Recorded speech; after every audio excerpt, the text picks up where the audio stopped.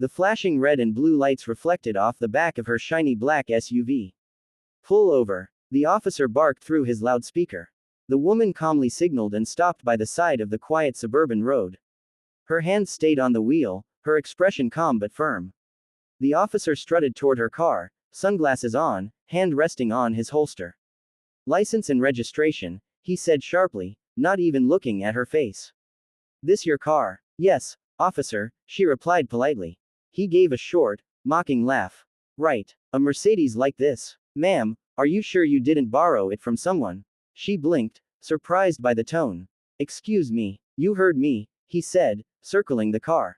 You don't look like the kind of person who drives something this expensive. Mind telling me what you really do for a living?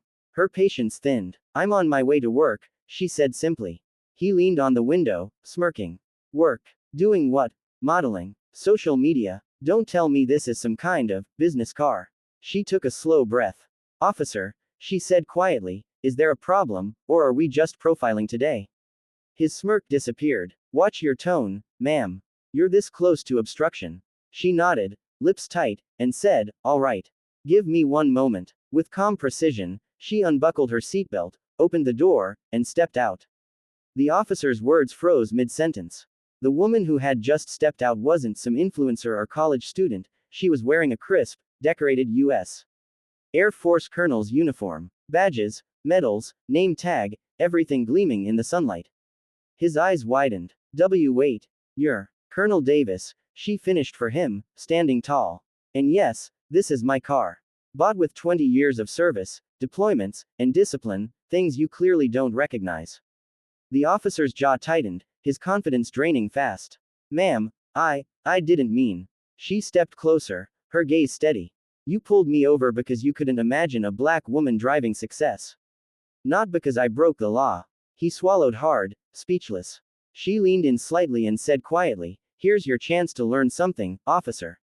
Next time, judge people by their actions, not your assumptions. Then she turned, got back in her car, and drove off, leaving him standing in silence, his reflection staring back at him in the shine of the car he thought she didn't deserve. The officer stood frozen, watching the taillights of the black Mercedes fade down the road. His hand still hovered over his badge, but his mind raced with shame and disbelief. Around him, the radio crackled with ordinary chatter, traffic stops, parking violations, but his world had just shifted. He took a deep breath, trying to steady himself. Colonel Davis, the name rang in his ears. He'd heard it before. He turned back toward his patrol car, opened the onboard computer, and typed the name. What popped up made his stomach twist. Colonel Maya Davis, decorated U.S. Air Force officer, 22 years of service, multiple commendations, and recently appointed as the new regional director for law enforcement liaison programs. His heart skipped a beat. That meant, she was his direct superior in the joint training initiative the department had been assigned to. Oh no, he muttered under his breath. Meanwhile, Colonel Davis parked outside the city headquarters, still composed but visibly hurt. She had dealt with disrespect before, but this one hit differently. This wasn't a random stranger. This was an officer sworn to protect the very people he was now profiling. As she walked into the meeting room, everyone stood to salute. The chief of police greeted her with a smile. Colonel Davis, we're honored to have you on board to help reform our police community relations program. She nodded politely. Thank you, Chief. I'm ready to begin. But her voice carried an edge. Moments later, the same officer, still shaken, walked in, expecting a routine staff briefing. When he saw her standing at the front of the room in uniform, his blood ran cold. She turned slowly, locking eyes with him. Ah, she said calmly. Officer Reynolds, isn't it? We've already met today. The room went silent. Every head turned toward him. His mouth opened, but no words came out. Please, she said, her tone even but firm, take a seat. Today's lesson might be especially meaningful for you. He sat down, his pride crushed, his heart pounding. He knew he was about to face consequences, not just for a bad traffic stop, but for everything it revealed about who he truly was. And Colonel Davis, she wasn't there for revenge. She was there for change, but she was going to make sure he never forgot the day he learned who he had really pulled over. The silence in the conference room was thick enough to choke on.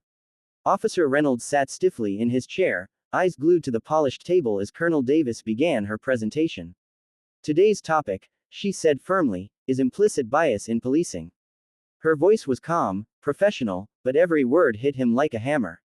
Bias isn't always loud or violent.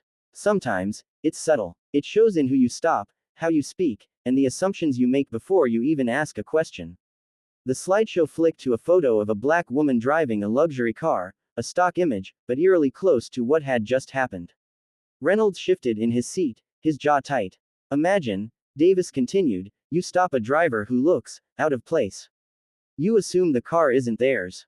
You assume they don't belong. That assumption might feel small to you, but to them, it's a lifetime of being doubted. The chief of police nodded solemnly. Other officers murmured in quiet agreement. Reynolds could feel their eyes sneaking toward him, some knowing, others confused. Then Davis clicked to the next slide. Respect is not optional. She turned directly to Reynolds. Officer Reynolds, would you mind sharing why you joined the force? He hesitated, voice barely above a whisper. 2. Protect people. Serve the community. She nodded. That's good. And who exactly is the community to you? He swallowed hard, unable to answer. The truth, she said softly, is that if your badge only protects people who look like you, then it's not service. It's control. The words stung, but they were true. Reynolds felt his chest tighten. For the first time in years, he wasn't angry, he was ashamed. After the meeting ended, the chief called Davis aside.